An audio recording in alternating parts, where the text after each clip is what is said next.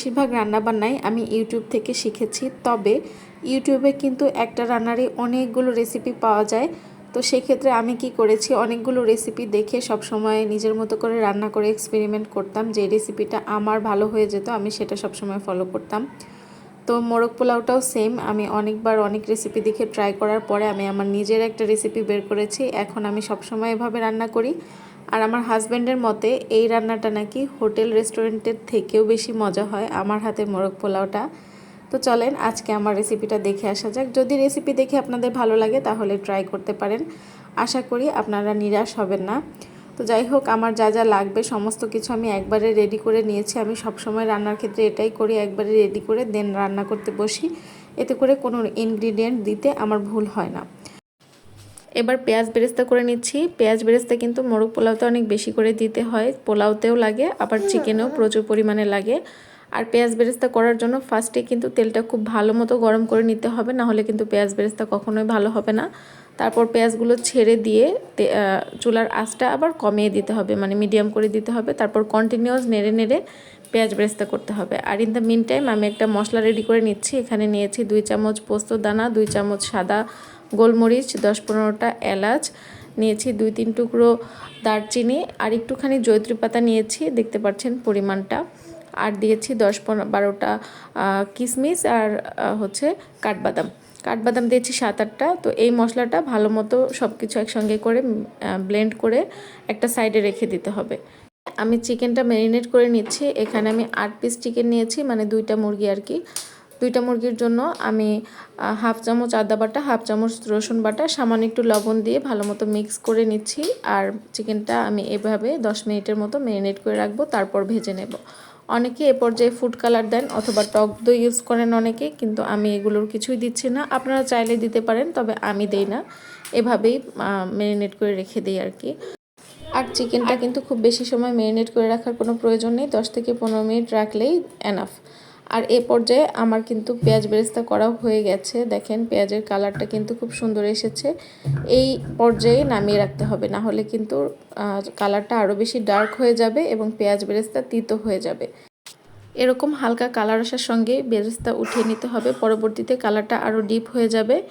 যাই হোক, বেরেস্তাগুলো ভালো মতো উঠিয়ে নিয়ে এবার আমি সেম তেলের মধ্যেই কিন্তু চিকেনটা ভেজে নেব, এতে করে চিকেনের ফ্লেভারটা ভালো হবে কিন্তু। যাই হোক, আমি ডুবো তেলে চিকেনটা সবসময় ভাজি। আর চিকেনটা কিন্তু খুব বেশি ভাজা যাবে না, খুব বেশি ভাজলে চিকেনের টেন্ডারনেস নষ্ট হয়ে যাবে। এপিট ওপিট শুধুমাত্র 1 মিনিট করেই ভেজেছি আমি। আর এই চিকেনটা ভাজার সময় কিন্তু প্রচুর পরিমাণে তেল ছেটে, সেক্ষেত্রে কিন্তু খুব সাবধান হয়ে ভাজতে হবে। আর সবগুলো চিকেন আমি উঠিয়ে নিয়েছি। তারপর সেম তেলেই আমি দিয়েছি 7-8টা এলাচ, 3 টুকরো দারচিনি, 2টো তেজপাতা, তারপর দিয়েছি 1 কাপ পেঁয়াজ কুচি। এবার পেঁয়াজটা ভালো মতো লাল করে ভেজে নেব। যেহেতু আমি 8 পিস মুরগির রোস্ট করছি, সেহেতু আমি সেই পরিমাণে দিয়েছি। আপনারা কম বেশি করলে মশলার পরিমাণটাও কম বেশি হবে। যাই হোক, এবার পেঁয়াজটা একদম ব্রাউন হয়ে আসলে এর মধ্যে দিয়েছি 2 চামচ আদা বাটা আর 3 চামচ দিয়েছি রসুন বাটা। আদা বাটার থেকে রসুন বাটাটা 1 চামচ বেশি ব্যবহার করতে হবে।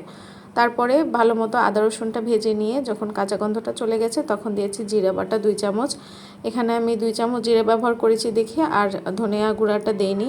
আমি আবার একটু দুধ দিয়ে কষিয়েছি, আপনারা চাইলে পানি দিয়ে কষিয়ে নিতে পারেন।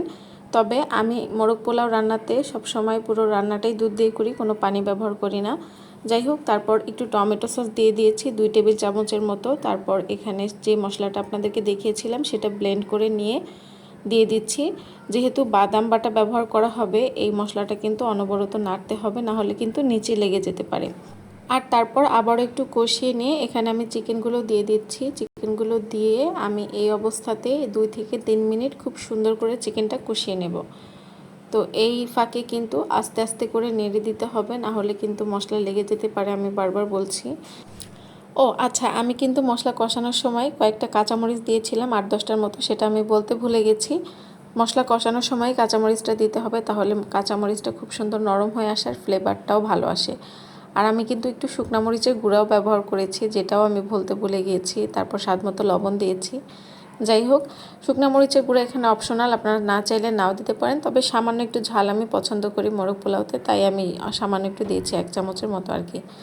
যাই হোক, এবার বেশি করে দুধ দিয়ে আমি ঢাকনা দিয়ে রান্না করেছি প্রায় 15 থেকে 20 মিনিটের মতো মিডিয়াম টু লো হিটে। এর মধ্যে কিন্তু বারবার আমি ঢাকনাটা খুলে নেড়েচেড়ে দিয়েছি, আর চিকেনটাও এর মধ্যে সিদ্ধ হয়ে গেছে, আর ঝোলটাও কিন্তু একদম ঘন হয়ে এসেছে। এ পর্যায়ে আমি একটু চিনি দিয়েছি 2 চামচের মতো। তো চিনিটা অবশ্যই দিতে হবে। যদি আপনারা টেস্টিং সল্ট ব্যবহার করেন চিনির পরিবর্তে, তাহলে চিনিটা স্কিপ করবেন। তারপর এখানে পেঁয়াজ বেরেস্তা দিয়ে দিলাম, বেশি করে পেঁয়াজ বেরেস্তা দিতে হবে। এই পেঁয়াজ বেরেস্তাটাই কিন্তু মোরগ পোলাওয়ের মেইন উপকরণ, এটা স্বাদটা অনেক গুণে বাড়িয়ে দেয়। তারপরে দিয়ে দিয়েছি 4 থেকে 5 চামচের মতো ঘি। ঘি তো মাস্ট দিতে হবে, ঘি দিলে টেস্টটা অন্য লেভেলের হয়ে যায়। তারপরে দিয়েছি হাফ চা চামচ কেওড়া জল, তবে কেওড়া জলটা না দিলেও কিন্তু খেতে অনেক মজা হয়, দিলে জাস্ট একটু সুন্দর ঘ্রাণ হয় আর কি। চিকেন রান্না হয়ে গেছে, এবার চিকেনটা নামিয়ে আমি পোলাও রান্নাতে চলে আসছি। পোলাও রান্নার জন্য ফার্স্টে তেল দিয়ে তেলের মধ্যে পেঁয়াজ দিয়েছি, তারপর দিয়েছি দারচিনি, এলাচ দিয়েছি 4-5টা, 2 টুকরো তেজপাতা দিয়েছি, আদা রসুন বাটা দিয়েছি, সামান্য একটু কষিয়ে কয়েকটা কাঁচামরিচ দিয়েছি। তারপরে আমি মেপে পানি দিয়েছি, পানির মধ্যে আবার আমি দুধও ব্যবহার করেছি 1 কাপের মতো, মানে পানির বদলে 1 কাপ দুধ দিয়েছি আর কি। তারপরে স্বাদ মতো লবণ দিয়েছি, আর দিয়েছি সামান্য একটু চিনি। তো পানিটা ফুটে এলে এবার পোলাওর চালটা ঢেলে দিয়ে নেড়ে চেড়ে রান্না করতে হবে আর কি। আর ইন দ্য মিন টাইম মোরগ পোলাওয়ের মধ্যে আমি কিন্তু ডিম দিয়েছি। মোরগ পোলাওতে তো ডিম মাস্ট লাগবেই, তা না হলে কিন্তু ইনকমপ্লিট লাগে আর কি। তো আমি 6টা ডিম সিদ্ধ করে মোরগ পোলাওয়ের ঝোলের উপরে এভাবে বসিয়ে দিয়েছি, এতে করে ঝোলের ফ্লেভারটা কিন্তু ডিমের মধ্যে ঢুকবে। আর এই যে দেখেন পোলাওটা রান্না কিন্তু অলমোস্ট শেষ। গায়ে গায়ে এভাবে যখন পানি চলে এসেছে আমি একটু নাড়াচাড়া দিয়ে এর উপরে পেঁয়াজ বেরেস্তা দিয়ে দিচ্ছি 4 থেকে 5 চামচের মতো ঘি। ঘিটা এ পর্যায়ে যত ব্যবহার করা যাবে ততই কিন্তু ফ্লেভার এনহ্যান্স হবে, ফ্লেভারটা বেশি ভালো আসবে, টেস্টও ভালো আসবে। আর এবার দিয়েছি কেওড়া জল।